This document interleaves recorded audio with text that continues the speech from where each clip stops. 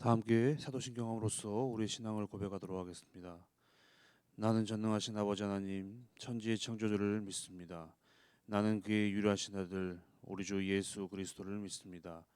그는 성령으로 잉태되어 동정녀 마리아에게서 나시고 본디오 빌라도에게 고난을 받아 십자가에 못 박혀 죽으시고 장사된 지 사흘 만에 죽은 자 가운데서 다시 살아나셨으며 하늘에 오르시어 전능하신 아버지 하나님 우편에 앉아 계시다가 거기로부터 살아있는 자와 죽은 자를 심판하러 오십니다.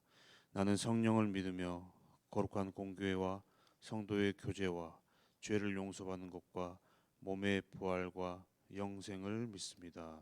아멘. 이 시간 찬송가 520장 찬송가 520장 듣는 사람마다 복음 전하여 찬송가 520장 함께 찬송하겠습니다.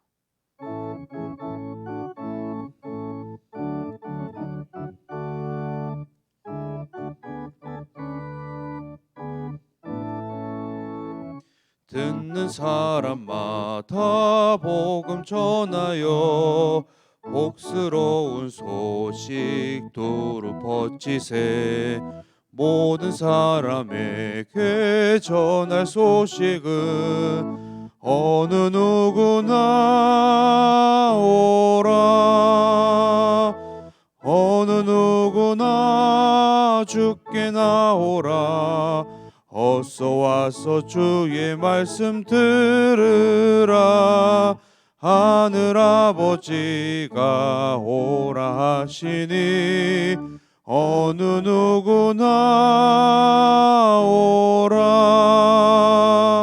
오는 사람들은 지체 말고서 문 열었을 때에 들어오시오. 생명길은 오직 구주 예수님 어느 누구나 오라. 어느 누구나 주께 나오라. 어서 와서 주의 말씀 들으라.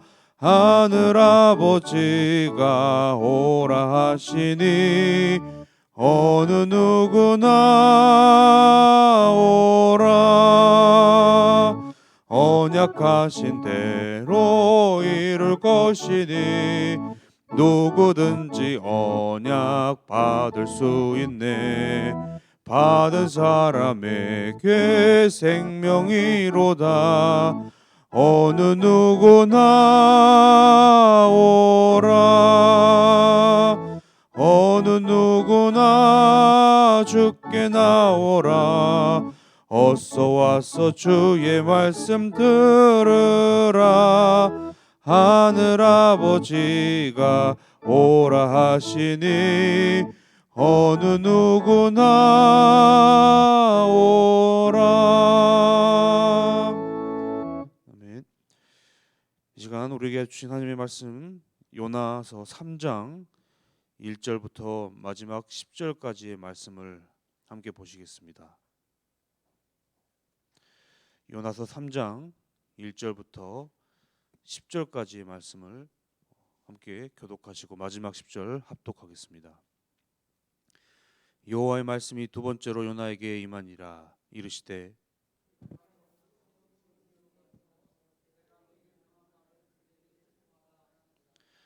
요나가 여호와의 말씀대로 일어나서 니느웨로 가니라.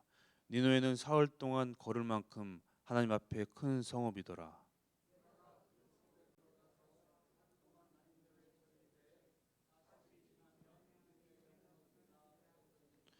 니느웨 사람들이 하나님을 믿고 금식을 선포하고 높고 낮은 자를 막론하고 굵은 배의 옷을 입은지라.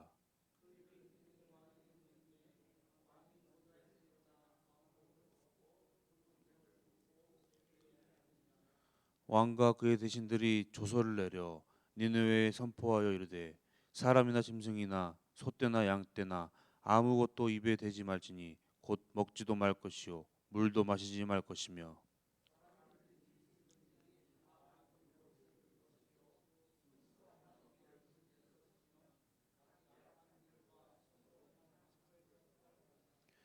하나님이 뜻을 돌이키시고 그 진노를 그치사 우리가 멸망하지 않게 하시리라. 그렇지 않을 줄을 누가 알겠느냐 한지라. 하나님이 그들이 행한 것 곧 그 악한 길에서 돌이켜 떠난 것을 보시고 하나님이 뜻을 돌이키사 그들에게 내리리라고 말씀하신 재앙을 내리지 아니하시니라. 아멘.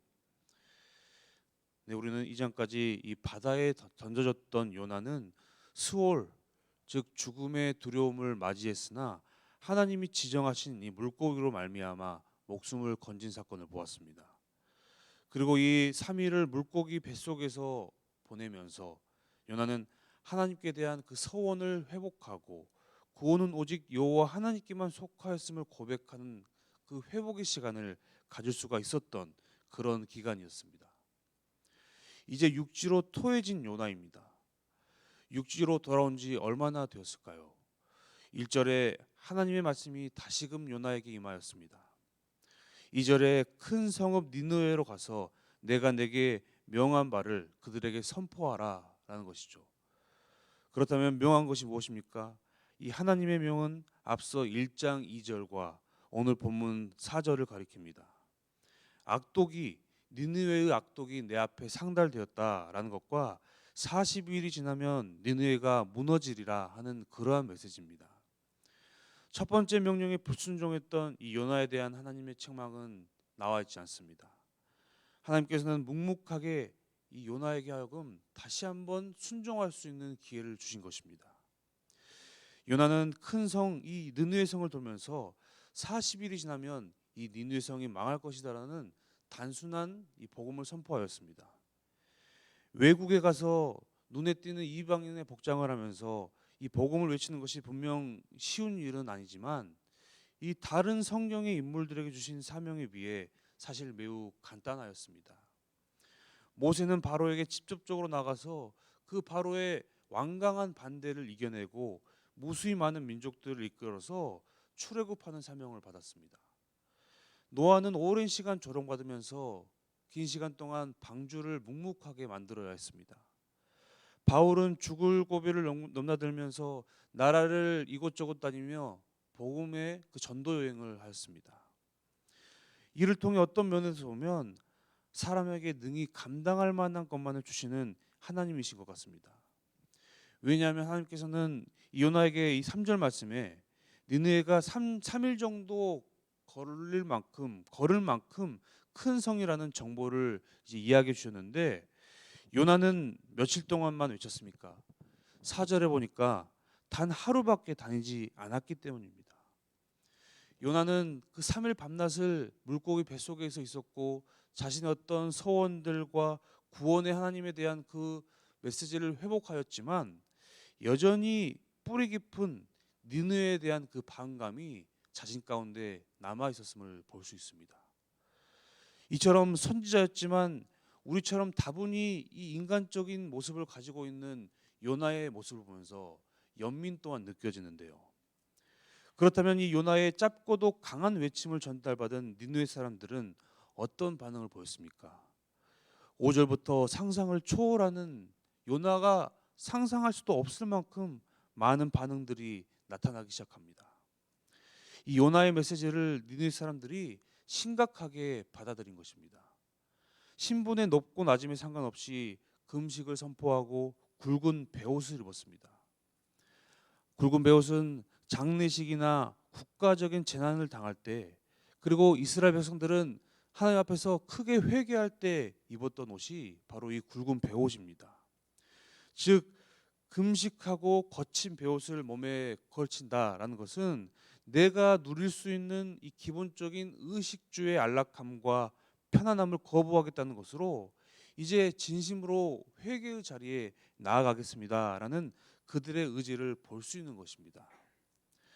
요나는 짧은 선포를 했지만 그들은 무겁고 거룩한 두려움을 느꼈습니다.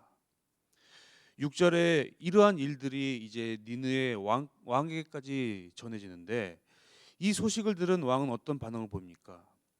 외국에서 온 이 한 선지자의 짧은 회개의 메시지의 말을 듣고 심판의 메시지를 듣고 반응했던 이 자신의 백성들을 향하여서 화를 냈을까요?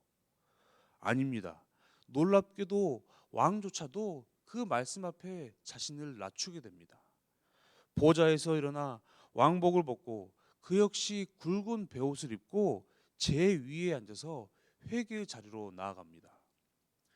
심판의 선포를 들은 이 느느웨 사람들의 즉각적인 반응은 이 요나가 마지못해 순종하는 것과 극한 대조를 이룹니다.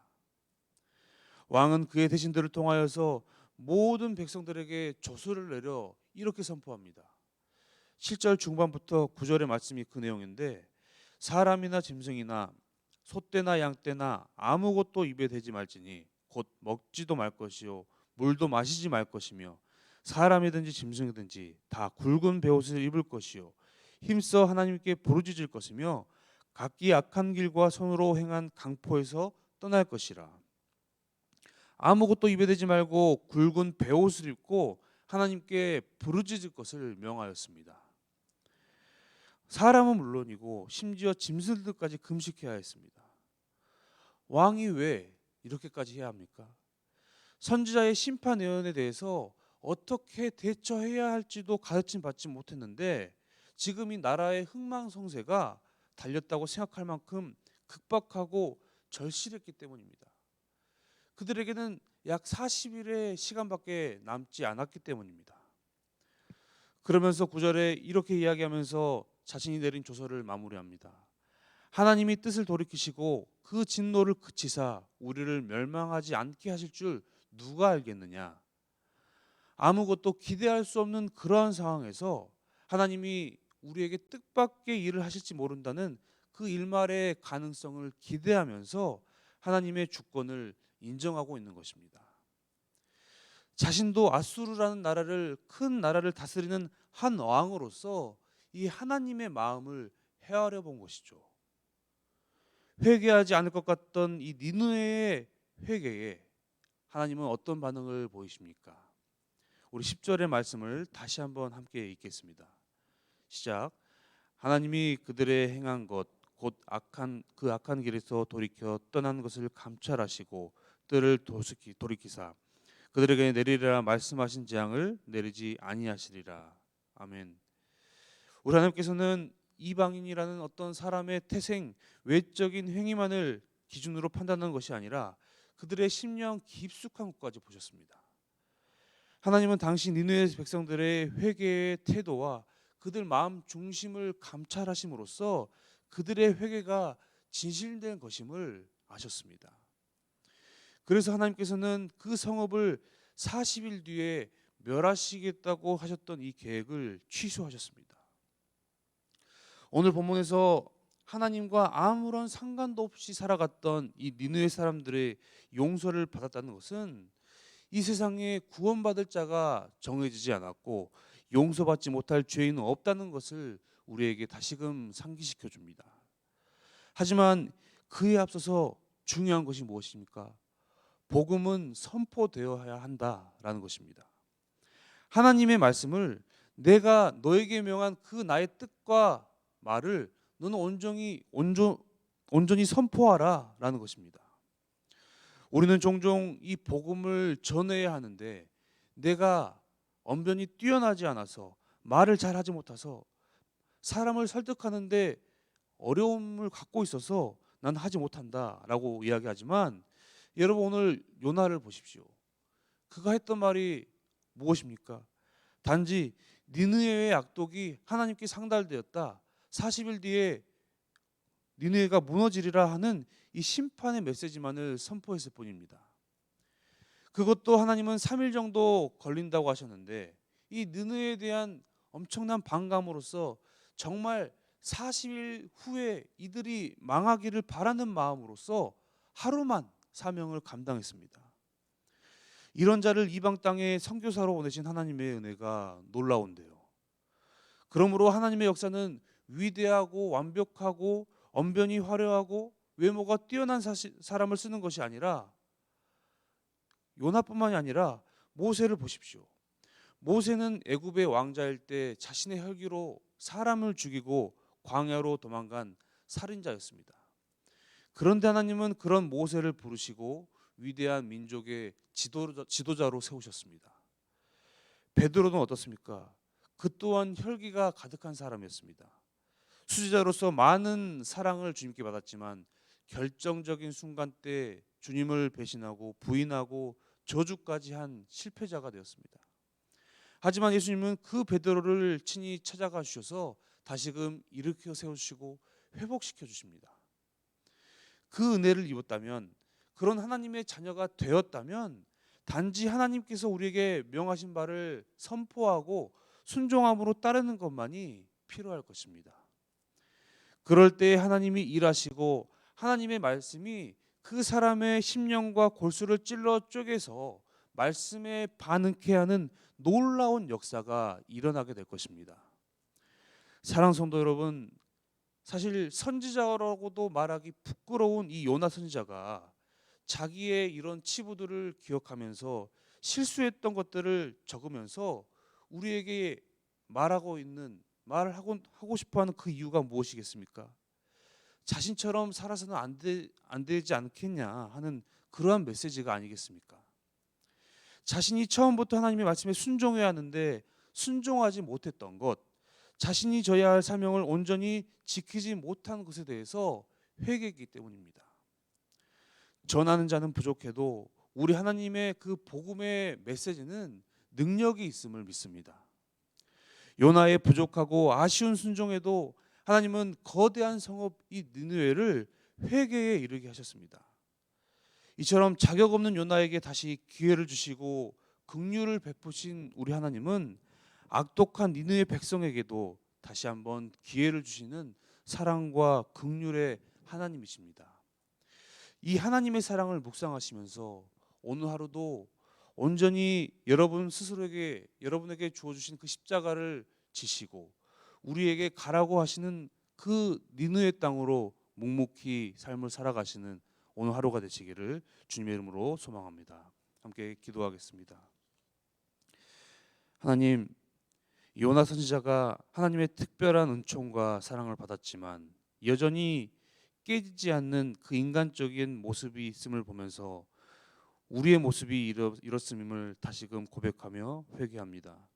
셀 수도 없이 많은 사랑과 은혜로서 우리를 품어주셨지만, 십자가의 사랑으로서 보혈의 피로써 우리를 품어주셨지만, 그 은혜로서 말씀대로 살아가지 않고 내 안에 존재하고 있는 그 여전한 분노와 인간적인 감정들로 인하여서 순종하지 못한 삶이었습니다. 성령 하나님, 이런 저희 가운데 함께하여 주셔서 주님 안에서 온전히 우리에게 지어주신 그 십자가를 지고 하나님께서 맡겨주신 그 사명을 감당하면서 우리에게 허락하신 삶을 살아갈 수 있도록 주님 역사하여 주시옵소서. 감사드리며 살아계신 예수 그리스도의 이름으로 기도합니다. 아멘. 네, 오늘 이 시간 함께 기도하실 때에 교역자와 항존직 다음 세대를 위해서 함께 기도하면 좋겠습니다. 이제 새로운 한 해가 다가오고 있는데 교역자와 항존직은 맡겨주신 그 사명을 다시금 마음 가운데 회복해서 다가올 한 해를 준비할 수 있도록, 그리고 상봉의 다음 세대들이 이제 나이가 또 하고 한 학년이 올라갈수록 주님을 알고 주님이 쓰시고자 하는 그 작은 일꾼으로 잘 세워질 수 있도록 함께 교역자와 항존직 다음 세대를 위해 기도하시고 또 각자의 기도의 제목으로 나아가겠습니다. 함께 기도하겠습니다.